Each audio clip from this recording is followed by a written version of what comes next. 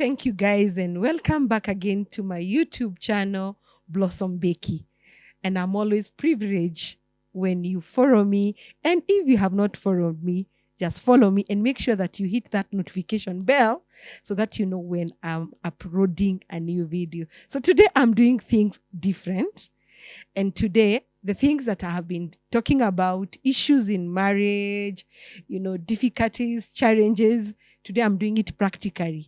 And today, I have a friend, a very good friend, a counselor, a minister of the word of God who will share. I'll be asking her questions. So she'll share her life. In other words, she'll dance naked. That's why I said I'll do it practically. So that even as I talk about challenges in marriage, I'm not just talking about theory. I'm talking about the things that happen day in, day out. Now, interesting, the person that I'm hosting today, I was her best mate in her wedding. Her wedding. But the wedding is no more. But we'll see why is the wedding no more. So I'll give her a chance. But the good thing, she is also a counselor who is out there to help people. So I'll give her a chance to introduce herself, to tell us what she does for a living. And the way I've said she's a minister, she'll tell us more. Karibu sana, Susan. This is very interesting because, one, you are a friend. So we are doing this with a friend. Yeah, sure. Thank you so much, Dr. Becky, for this opportunity that I may share my story. And as you have said, is interesting because you know the whole story. I thank God that we will be able to help people understand that even when you hear people talk about these red flags and the issues in marriage, there are people who have gone through the same things that you read in books, that you hear the counselors and other mental doctors talking about, because they are real. And today I'm here just to confirm. Well, my name is Pastor Susan Ho. I am a counselor by profession. I am also a social worker and also a minister of the gospel at the Tattoo Chapel. Tattoo Chapel is in Ruiru, OJ. That's where I minister, and Pastor Peter Kamau. Wow. Yes, may God bless you as you hear my story. Thank you so much, Susan. Now, and I like the way you have said, I know her story because I have walked the journey of Susan. And as we discuss this, we are discussing things that are real because I know her journey. And she has said, as a minister, as a counselor, so ministers who are out there, please make sure you listen to her story. And I'll start there. You mean ministers go through challenges? Yes. The challenges that people go through in life, they are not meant for particular group of people. Anybody, it doesn't matter who you are, it doesn't matter what name that you have, it doesn't matter if you are a celebrity, if you are a pastor, if you are a politician, whoever you are, the challenges can come to anyone. And so actually some people think, but I said they think that people who are in ministry, especially Christians, they don't go through issues. I like that. And I had talked about that during Labor Day, that people think if you're a celebrity, if you're a minister, if you're a therapist like me, that you are out of challenges, but we go through. Now, Susan, Yes. I was with you. I have walked a journey with you. And today I want to discuss your marriage, not mine, your marriage. Interesting. And Susan, I remember you wedded in church, a big wedding. How long did it last? Barely, we can say it's a year, because we didn't actually, my wedding ended in honeymoon. Yeah, within a year, because I got married, you remember, in 5th December, and by 2011 I was single. Imagine 1 year, and by the time you are also getting married, you were a pastor. Definitely, I was a pastor. and interesting, and I have to disclose this, before her wedding, I think maybe 2 days or 3 days to her wedding, I had requested her to cancel that wedding. That's why I said it's interesting, because I'm talking about a friend. Why didn't you cancel the wedding? And I had advised you as your best couple to cancel. Well, let me make it a bit clear. For people to understand how you requested me, and I also had that in mind, and I tried, but it didn't work. I will tell people how. Now, you see, Becky was my best maid, and Dr. Becky was my best maid, and that means even before I got married, the last days I was living with her, and at the same time I was in the university, and I had a lot of things that were going on. Even after seeing the many red flags that we will get back to and talk about, Becky looked at the things that I was going through, the red flags that together we had seen. And she asked me, like, I don't know how many times, are you sure you want to do this? Are you sure you want to do this? Even the time I was going, she called the hairdresser to come and do my hair. She really, really concentrated on telling me, girl, you don't have to do it. But I insisted. And not because I wanted also, but because of the society. I remember the last day, like one day before the wedding, on a Thursday, the last meeting of the committee, I remember when I had decided now I have to cancel it. Some friends who are also pastors, they called me aside and they told me, no, you can't do this. Remember the shame in your family, the shame in the church. You cannot do this. Everybody knows that on Saturday. So they requested you can't withdraw the wedding. Withdraw. But one of them told me, I think you can do this. But another one said, oh, you have already registered everything. But for me, because I really wanted to please the society, I went ahead with it. Okay, thank you so much, Pastor Susan. And I know we are talking to some girls out there, especially Christian girls. I know we are talking to parents out there. I know we are talking to clergymen out there who will help young people that it's okay to say no if you see their red flags. So Susan's wedding lasted only for 1 year. Marriage, let me say, because wedding is a drama. Susan's marriage lasted for 1 year. So before that, Pastor Susan, are there red flags? I've been talking about red flags.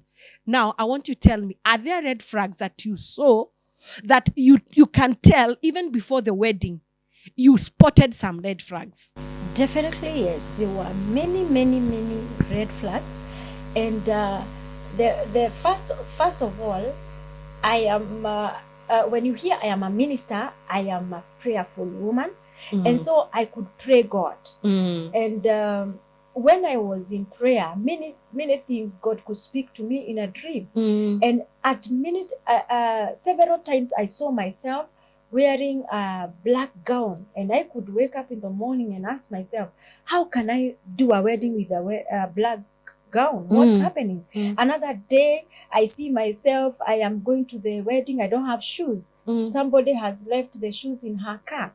And so many things happened. And actually before the wedding, the D-Day, that night I dreamt that I was going to the church for the wedding. I arrived at the parking and I felt that I wanted to go and help myself. And my sister who was there told me, no, you don't have, a bride doesn't go to the toilet. So this is dream. Yeah, that is a dream. A bride doesn't go to the toilet. And so what you're going to do, you're going to just go between the vehicles. So I was meant to just go for a short call, but unfortunately I went for a long call. So it was just a mess. The wedding it's like, when I was waking up, I was wondering, now what do I do now? Because I have already messed myself. So God had spoken to me a lot in terms of prayer. Wow. He had answered and told me, don't go. Mm. And even God had sent ministers of the gospel, my friends, even from other countries, and they had told me that you want to enter into fire, but if you will be able to bear it, you go ahead, but God is not in it. Any other red flag that you can tell us that you saw, other than the dreams and God talking to you? Anything else did you spot? Yes. Okay, this one we will say with you. You remember, this guy invited us for a dinner at Safari Park. Yes. And in that dinner, there were people that they were working with the whites and whatever. And so there was a lot of wine and alcohol. Alcohol. For me, that time, I think I was naive. Because when that man came, Becky told me, excuse me, this guy looks so excited. Does he consume alcohol? And you know he's supposed to be born again. And Becky told me, no, this one is drunk. And I refused. Becky tried to convince me, this guy is drunk. I refused. But the time we were living there, you remember there at the swimming pool, the guy could not walk. He was very, very drunk. That is one. The next time, remember this is a born again brother. The next time is before the wedding also, like a day before the wedding. He happened to have bought the shoes of the wedding, and all of a sudden the shoes had gotten lost. And when we were going to look for it, where we were going to look for it, it was a pub. And I'm like, what could have a born again brother in a pub? So it was really clear that this guy is not even born again, and that is not the only thing. Again, another time, I happened to.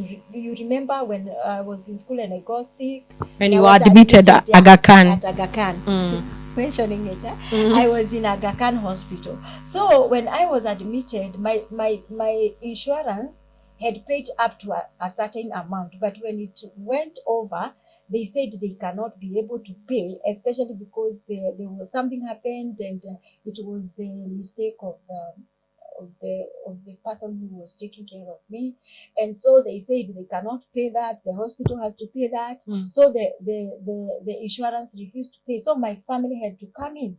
So he said he's going to clear the whole bill. You remember? Then when they went to with my sister to the bank, he said that I don't know what has happened to his card. So my brother-in-law decided to pay the bill. He said, pay the bill, I'll pay back. And even up to today, my brother-in-law tells me he has never. In other words, there were so many lies. There were so actually. And at one point, he disappeared. Yeah. So Susan, what is this? Because you could see it was black and white. Yes. What is this that made you not cancel the wedding? What was pushing you from an inside? Was it because you are a pastor? Was it because you're feeling like my time to get married is here? Or what is this? What happened? Number one, we grew up knowing that for you to be truly known as a real born again sister, you have to do a church wedding. Okay, I am not refuting that. But that was, in our days, it was something that everybody was looking upon. And so here, there is a guy who has come and he really wants to marry me. And I even remember, just to take you back, when he was asked 3 times, do you want her to clear the school or to marry her, or right now? He said, right now. And me, I was at times feeling that I need to graduate fast. But he said, no, I will pay his fees, which he didn't, you remember? So that time I was feeling like it's like I was doing it for people. Okay. It's like I was doing it for people, because as for me, I had reached a place that I really had felt that I don't want to do this thing. But now I was being pushed. My sisters were there, the clergy, and I felt I don't want to disappoint people. Just because I'm a woman of God, I don't want to be a failure. Sure. And that's been a very bad mistake. Mhm. That Tell us. women of God Tell has us. been Tell us doing. more. Please tell us more. Shout know. it. I want to shout it because I know many, many women of God that are suffering in their homes. Just because the man of God is the husband, they don't want to talk about it. They are dying in the inside. The man of God is there abusing them, and on Sunday he comes and says, this is my wife, and kisses them. Some kiss them, and they want to introduce them, but recently, one of the women of God was telling me, do you know why I didn't come on Sunday? I just felt, now, what am I going to do when he's the one who's going to preach? I will be lying to people. So I decided, I prepared them and I told them, go to church, and I remained. And this is a true story. I know it's true because you are the minister, and I'm sure you really interact with a lot of women ministers, women pastors, married by the pastors. But that is not what we are discussing. Bado nimekwama hapo that you did this wedding because of people. And how many of us would, and now we'll talk about, did you suffer in it? We are going to talk about that. But how many people out there, we do things, we get into the wrong marriages, we get into the wrong partners, whether a man or a woman, just because of people, just because you don't know, you don't want your pastor to talk about it, just because you don't want you don't want the society to disappoint the society. And so in our part 2, we'll see what happened now when she got married.